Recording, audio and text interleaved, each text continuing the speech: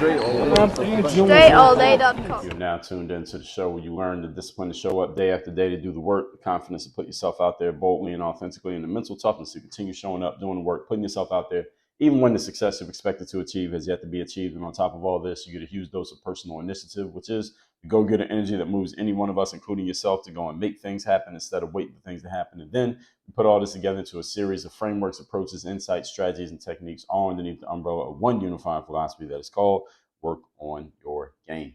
My name is Dre Baldwin, also known as Dre All Day, and welcome to the show.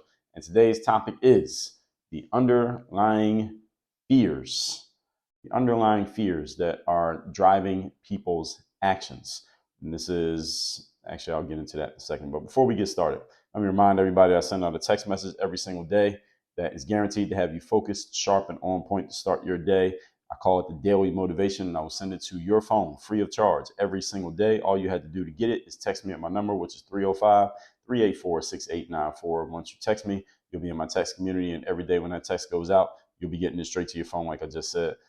And that number's down below in the description. Secondly, Work on Your Game University. That is where I do any coaching that I do happens in the university. All my courses, all my high-level frameworks and trainings on specific areas like how do you sell your actual products? How can you pitch yourself to get on stages, as far as if you want to be a professional speaker, or if you would like to get on media appearances, like you want to get interviewed on somebody's podcast or a radio show or a YouTube channel. There's a process that you can use to pitch yourself in those areas. I have trainings on that stuff. When it comes to how do you decide what products and services and offers you're going to offer in your business. Somebody comes in on something that's maybe low ticket. How do you move them from, let's say, buying your $20 book to buying your $10,000 course or program or wherever it may be? What's the process to take people through in that? I have trainings on that. We call that the value ladder. I have trainings on all of that. That is all inside of Work on Your Game University. Way to join the university is by going to workonyourgameuniversity.com. There you'll see all your options, all your ways of getting involved. You'll like to be coached directly by me as the highest level of the university. To do that, you get on a call with me or somebody on my team, and we'll see where you're at, where you want to go, and how we can possibly help. Again, that link also down below in the description, along with the number to get into my text community. Now, the underlying fears that drive human action and how to deal with them. Now, I want to preface this by saying two things. First of all, I got to give credit to a man named Jim Edwards. If you don't know who Jim is, he is a great copywriter. He's a student of copywriting who's been selling stuff on the internet since before most of us knew that there was a such thing as selling things on the internet. He's been in the game for a long time. He was in the game even before I was in the game. He's older than me, so he's been in the game for a while, before I was even publishing anything online. I've been online longer than most of you. And he was selling before I was even publishing. All right, so he's a vet of the game. So shout out to Jim Edwards for this. He actually put this list in an email that I got from him. He did not flesh out the list. I'm going to take the list, flesh it out, and I'm going to explain it in my way. So this is something that I tend to do here on the show. Sometimes somebody will say something that sparks an idea in me. I take the thing that they said, I expand on it, and I make my own content out of it. So shout out to Jim Edwards for this. And Jim has his platform is called Copy and Content AI. And I'm a paying member of his program. I've been a paying member for a couple of years now. And I met Jim actually at a marketing conference a couple of years back. So shout out to Jim. He has some really good stuff that uses AI and these things that he calls wizards and genies to help you create content out of pretty much thin air. Now, I don't need to create content out of thin air. Like I said, I can borrow an idea from somebody that I just see randomly, and I come up with my own stuff, which you can see from the number of episodes I put out here on this show and content I put out in other places.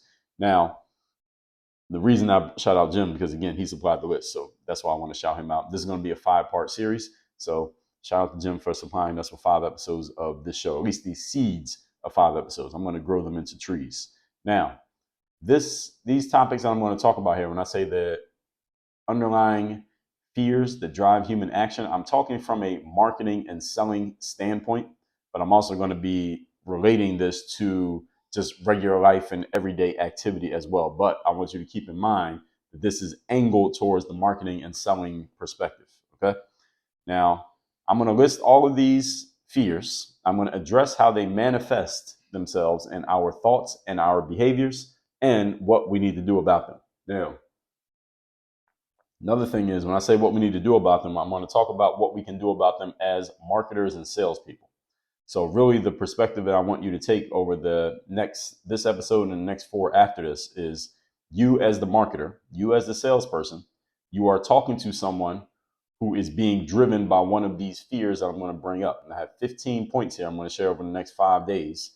I'm going to bring up the fear. I want you to imagine that you're talking to someone who has that fear driving them at that moment, and how you need to look at it and what you need to do about it. Because if you cannot get over the fears that are driving other people to either do something that you don't want them to do or not do something that you do want them to do, then you are going to be a starving marketer. You don't want to be a starving marketer or a starving salesperson, i.e. one who is unable to make sales, because the main thing that keeps people from buying is, other than them just not being interested in what you have, is simply that they have some fear that has nothing to do with the logical presentation of what you're offering. But if you can't get over this fear, you can't get past the fear that they have, then you're not going to make any sales. So we need to deal with these regardless of your personal thoughts on why they think what they think. Your personal, not even thoughts, your personal feelings on it doesn't matter. What does matter is that they feel it. And if you can't get over what they're feeling, you ain't making any sales. So you're in the sales business, so we need to get over it. So let's get to it. Point number 1. Topic, once again, is the underlying fear, the underlying drivers of fear. I'm just changing my language here. Underlying drivers of, we'll say, human fear. Don't need to say human. I think we can just say fear. Underlying drivers of fear. We'll just call it that. I'm just rearranging the title here in my notes. So let's get in. Point number 1. Fear of failure. Fear of failure. What are the questions that people have in their mind when fear of failure is controlling them, or at least poking them? It's, what if what I'm doing goes wrong? What if this goes wrong? What if I come up short? What if I go broke? What if I fail? What if people don't like me? What if I'm making the wrong decision? These are all questions in the minds of people who are experiencing or are dealing with a possibility of fear of failure. They're thinking about all the ways things could possibly not work. And these are in the minds of your consumers, your prospects, and they must be addressed in order for someone to make a decision and take action.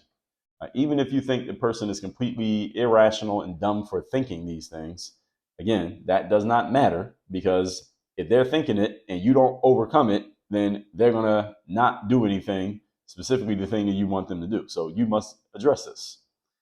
In my experience, the fear of failure is the number 1 amongst all fears that stop people from taking action. This is the number 1 fear, is the fear of failure.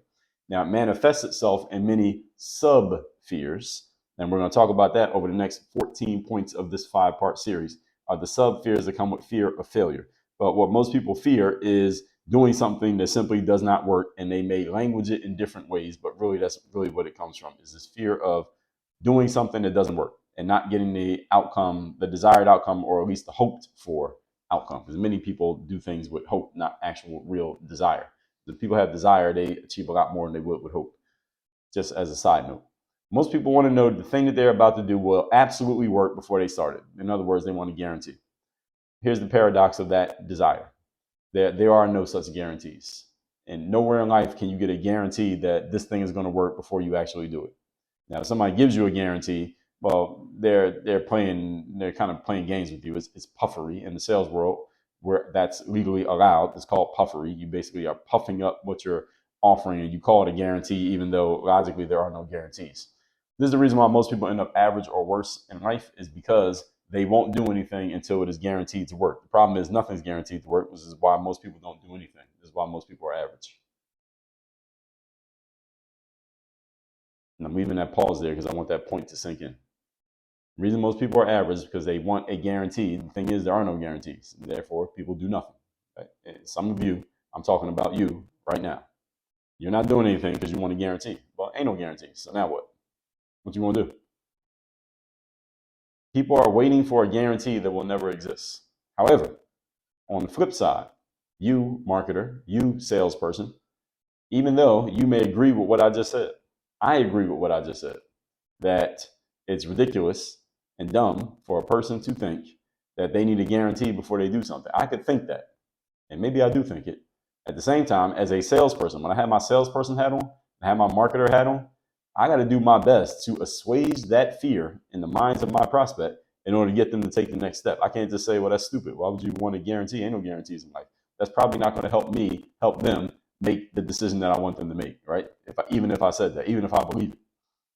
Any salesperson, the common way to deal with this fear is the logical way that you see it, or let's say just the common way that you may see most often is in the form of a money back guarantee or something similar. Has any of you ever bought something that had a money back guarantee? For your money back guarantee, sign up for this course, you got a 30-day guarantee or a lifetime guarantee. And some people have an event or something, and they'll say, you come to my event, if it's a 3-day event, if you don't like the event after day one, let us know. We'll give you all your money back, and we'll pay for your hotel, and we'll pay for your flight. All right, and let you go back home if you didn't get immense value just in the first day of the event. Why are they doing that? They're doing that to assuage the fear of failure, to help you get over the hump. Okay, I can try it now because I know if it doesn't work, I at least have the safety net. I can go back across the bridge and go back to the safe space that I was in before. Now, we all know most of the time, even though people offer those guarantees, most of the time nobody takes us up on it. Why? Because it's a mind trick that we're playing. It's an emotional trick that we have to play on people, and we often need played on us ourselves in order to move ourselves to action. Because most people, again, they got to be given every possible guarantee and what's the word? Just words escaping me. Just anything that makes them feel safe in order to take action. The problem with this, again, I'm talking as a personal development person here, is that you will do very few things in life if you need all these guarantees in place before you do anything. However, putting my marketer hat back on, as a salesperson, you must deal with this in people in order to make sales. Everybody following the 2 points that I'm giving you here in the first point? Good. Point number 2. We are talking here the underlying drivers of fear. Number 2 is the fear of the unknown. Fear of the unknown. It's like walking into a dark room that you've never been in before. You don't know what's in the room, so you're scared to walk in. Now, this is the person thinking, I have never done this before. I have never been here before. I have never thought this way or acted this way before. How do I know that this thing that I'm about to do, that I've never done before, how do I know that this is a good idea? All right, that is the fear of the unknown speaking to them. This is what's going on in somebody's head. They don't say this out loud most of the time. This is what's going on in their head. This also speaks to a law of human nature. And there's going to be a lot of laws of human nature we talk about over the course of this series, trust me. This law is that human beings are creatures of habit, and we usually default to doing things that we are comfortable and familiar with. So when you show someone something that they are uncomfortable and unfamiliar with, the first thing that pops into their mind is the fear of the unknown. Oh, I don't know anything about this. I don't know this person. I don't know this process. I don't know that way of thinking. Why should I do it? Well, here's all the reasons why I shouldn't do it. You got to overload the side of why they should. It's like being on a seesaw. You got to overload the side of why they should do it to overcome all the reasons they had to not do it because they are afraid of the unknown. See, the paradox of this idea, personal development side of me speaking right now, paradox of this idea is that in order to get anything new in life, we have to do things that we are uncomfortable and unfamiliar with. This makes sense. If you want to get something different than what you've already got, you got to do something that you're uncomfortable and unfamiliar with. In other words, you must engage with the unknown. You must dance with the unknown. You have to. This is another reason why most people end up average or worse in life, because they will not jump into a pool they've never been in before, even though jumping into the pool is the exact thing that they need to do. And they know they need to do it, but they still won't do it. All right, that's what happens here. I remember I was in Philadelphia. It's probably about 2016. And I was walking in this place called the Forbidden Trail, which is in the northwest part of the city, which is where I'm from. I'm from Mount Airy. And the Forbidden Trail is this trail that's maybe about a mile or two long. It's mostly rocks and dirt. And I used to run there back in like 2005. And I remember I was just walking there, and it was in the summertime. And there was these kids who were jumping into the river. I don't even know what river that is. It might be a Schuylkill River. They were jumping into the river off some rocks. This is in the summertime. So they're jumping into the river off some rocks, and there's young men jumping in, there's girls jumping in. There was this one girl who was about to jump in, but she was very afraid of jumping in. And her friends are all down in the water like, jump, jump, jump. And she keeps about to jump, then not jumping, about to jump, not jumping. And I remember I was on Snapchat at the time. This is before Instagram stories came in. So I'm on Snapchat. And I'm filming her on Snapchat. I'm far away, but I'm watching this whole scene because she's not jumping. I'm like, jump in the damn water. And she wouldn't jump in the water, and she kept hesitating to jump in the water. She's yelling at her friends down below, and she wouldn't jump. And this all went on for like 3 minutes. Might be longer than that, maybe 5 minutes. She just would not jump in the water. Her friends are trying to convince her to jump in the water. And she finally did jump. It took a long time to convince her to jump. One of her friends should have just went and pushed her into the water. They didn't do that, but she did finally jump. And she splashed in the water, and I guess she felt a lot better. She finally did it because her friends were just jumping in with no reckless abandon. And the whole thing is she was dealing with exactly what I'm talking about here, the fear of the unknown. Now, she came to the river with her friends. She had a bathing suit on. She knew everybody was going to jump in the water. And then she got to the edge, and when it was time to jump, she just didn't want to jump. Does that sound like anyone you've ever seen before? This is what people do all the time. They have every intention of doing the thing. I'm going to do it. When it gets right to the point of actually doing something, they want to hesitate and add time and add delay to a situation. I want to tell you all, just as a person, this kind of delay is crippling to your success. And then I want to tell you, as a salesperson, you will deal with people who will want to add this delay to the circumstance. You must be ready to deal with them because this is what most people do. This is going to happen more often than it will not happen, that people will add delay. Very rarely you have people who are like, I want to do it, I know I want to do it, and boom, it's just a smooth process, no delay, no hesitation whatsoever. When you get one of those, you can thank your Heavenly Father, because that was a rarity. Those, most of the time, it's not going to go that way. Most people will not jump into a pool they have never been in before. Even if it's a pool, maybe they've been in a similar pool, but they haven't been in your pool before. So they're not going to jump in just because you, not because they never did the thing before, because they're doing it with you. It's a little bit different. This is going to happen. When you come across somebody who it goes through smooth and no problem, no hesitations, again, be thankful. All right. And those are the exceptions. Those are not the rules. Okay. So if you start off the game with people like that, don't think that it's always going to go like that. It will not. So the best thing you can do as a salesperson when you're dealing with someone who's dealing with this fear of unknown is figure out a way to analogize the new thing, which is whatever you're trying to get them to do, with something that they already know about, something that they already understand. I'll give you an example. There's a supplement that I take every day called MSM, and it stands for, let me see if I can find out what it stands. I can remember. I know what it stands for, but I can't remember what it stands for. So it's a supplement that I've been taking MSM for about 10 years now. It got recommended to me by a friend years back, because I told her I was experiencing some stiffness in my joints. This is back when I was still playing basketball. She said, you need to take this MSM. And she wasn't an athlete, but she said she had started taking it and she knew it would help me. And she was absolutely right. And MSM stands for methyl sulfonylmethane. Methyl sulfonylmethane. That's all one word. Methyl sulfonylmethane, MSM. And it's a chemical in animals, humans, and many plants. People use it most often to try to treat arthritis. I'm reading this off of webmd.com. So this naturally occurs in the body. So that's what a supplement is. Something that's already in the body is just putting more of it in your body. And I don't think I had arthritis. I just had beat up joints from years of being an athlete. And I've been taking this MSM ever since, because I swear by this stuff. What MSM is, for those of you who are not familiar with it, never taken it before, I'm going to give you an example. I told you to give an example of what I'm talking about here. MSM is like WD-40 oil for your body.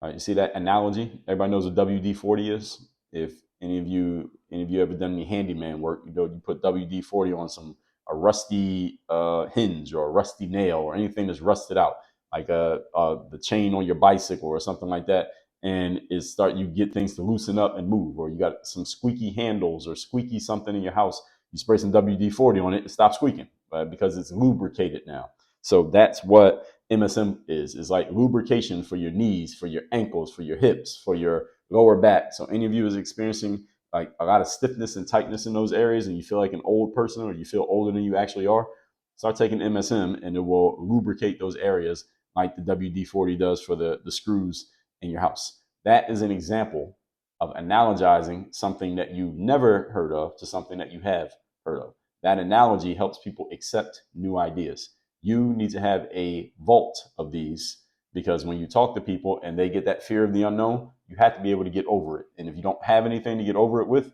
you might end up losing a sale. Point number 3, we are talking today about the human drivers, the underlying drivers of fear and what to do about them. Number 3, financial loss, the fear of losing money. This is a pretty simple one. This is the one that stops people from buying, not because they can't buy, not because they don't want to buy, because they're afraid that if I buy and I don't get what I think I'm going to get, then I just lost that money. What do? This is people say, I don't want to lose money. There's a person who says, I've invested money before and didn't make my money back. The person who says, I don't want to put money into something and then not do the thing that I'm paying for. There's like someone who says, well, I want to buy your course, but I bought courses in the past and I didn't do them. Or I have signed up for trainers before and I didn't do what the trainer said. Or I signed up for coaching before and whatever the coach told me, I didn't actually do it. So I don't want to make that mistake again. Again, this is a person getting to the edge of the pool and then not jumping in. This is a circular reasoning challenge. Again, I'm talking on the personal side. This is simple circular reasoning that many human beings use that leads them to or keeps them in mediocrity. They're basically saying, well, I signed up for something before and didn't do it, so I think I might do that again, so I'm not going to do anything. Well, you already are doing nothing, so what's the difference? You might as well commit to something, so then maybe you maybe move to action. See, the easiest way to make sure you get your money's worth for anything is to do what you signed up for. Simple as that. So if I ever said, hey, I signed up for coaching before and didn't do anything, okay, well, how do we solve that problem? All right, sign up for coaching again, and this time do something. All right, that solves the problem. There it is, problem solved, done. Now, again, as a salesperson, you probably shouldn't say that to your prospect. It's probably not going to work. If that's all it took, then they might not even need coaching in the first place. Or they would at least just sign up for the coaching and do what you actually said. The whole point is, and everybody can use coaching, by the way. That was just a tongue-in-cheek point. I even signed up for coaching, even though I'm an action-taking individual. The whole point is, this is a relatively simple idea, but we got to remember what we're talking about. Our common fears that people have. And what fear does is it debilitates and paralyzes people from taking action. Even though from the outside looking in, we can logically see a simple solution to these fears. I just gave you the simple solution to this fear. Logically, it makes sense, but understand that fear is not logical. Fear is emotional. So you have to be able to see people's emotional side taking over and overtaking their logical thinking. This is why they have these fears.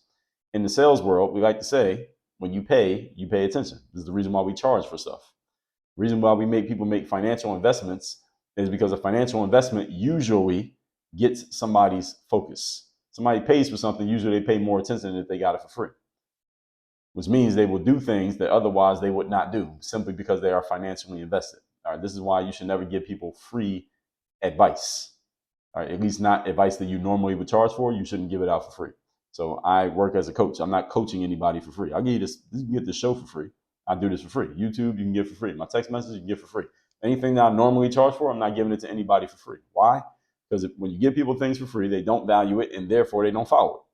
This is why any of you who's in a consulting space, coaching, training, anything like that, do not coach or train your family members for free just because they're your family. All right, it's a dumb thing to do. First of all, you're costing yourself money. Second of all, you're using your time unwisely. Third, neither you nor the person who you coach for free is going to get any value out of it because they're not going to do what you say, and you're not going to be fulfilled because you didn't get a satisfied consumer because they're not going to do anything that you say. So it might make you feel worse. So you gave them all that value and they did nothing with it. You might think something's wrong with you. Nothing's wrong with you. You just made a mistake. Something's wrong with your formula because you should have never did it in the first place. Do not train your family members for free or your friends, ever. If they really want your help, they will pay full price just like anybody else. And what you'll find out is they don't really want your help. That's why none of your family members or your friends are your clients. All right, the way to assuage this financial loss fear in your prospects is to make them understand and believe that working with you will produce a return on investment. They need to believe that working with you will produce ROI. How do you get them to believe this? Well, it's based on the conversation that you have. This is your ability to actually sell. This is your sales conversation. It should make them feel like doing this is a smart and good thing to do, and I know that it's going to work. That's how they should feel. And you need to provide a little bit of that confidence to them. They're not going to just show up with this. If you happen to have a prospect who shows up with the confidence of already believing that it's going to work and they just do it and it's completely smooth, again, that is an exception. That is not the rule. Let's recap. This is part one of what will be a 5-part series, the underlying drivers of fear. And I'm speaking from a marketing perspective here. Credit to Jim Edwards for seeding this idea. Number one, fear of failure. What if it goes wrong? What if I am making the wrong decision? These are questions in the minds of your prospect. Paradox is that there are no guarantees in life. People are looking for a guarantee. There are no guarantees, but you must appease this fear in some way. Usually people do this with some form of guarantee, which is not, it is a guarantee, but it's really not. Most of the time, nobody takes you up on it. Number two, fear of the unknown. I've never done this thing before. I'm at the edge of the pool. I want to jump in, but I never jumped in before. So should I jump in? You have to make it easy for them to understand why jumping in is okay. Usually a good way to do this, one way, is to analogize the new experience with an old experience. So you can connect it to something that they already get. Number 3, fear of financial loss. I don't want to lose money. I've spent money before and did nothing, so I don't want to do that again. So understand the way that you assuage this fear is several ways. There are logical ways to look at it, but you got to understand it emotionally where they are. And you got to make them understand that what you're offering is absolutely going to help. And that's based on the conversation that you have with them and the process of getting them to make a commitment. And it's really you earning their trust. That's really what it comes down to. It comes down to you earning their trust. And that's your ability to hold a conversation, ask the right questions, and provide them with the assurances that they, not guarantees, but assurances that they need to know that they can trust you in the process. All that said, tomorrow we're going to part 2 of this series. Text me. Tell me you want to get my daily motivation message for free every day. My number is 305-384-6894. And Work on Your Game University. That's where I do all my coaching and training. That's where you can learn how to have a sales conversation, especially those of you who want to get into high ticket selling, meaning you want to be selling things at 5 figures and above. That's 10 grand and up. You want to get into that space? There is a way to do it, but there is a process to doing so. Come Work on Your Game University. I'll help you out. That is at workonyourgameuniversity.com. See you all tomorrow's episode. Work on your game. Dre, all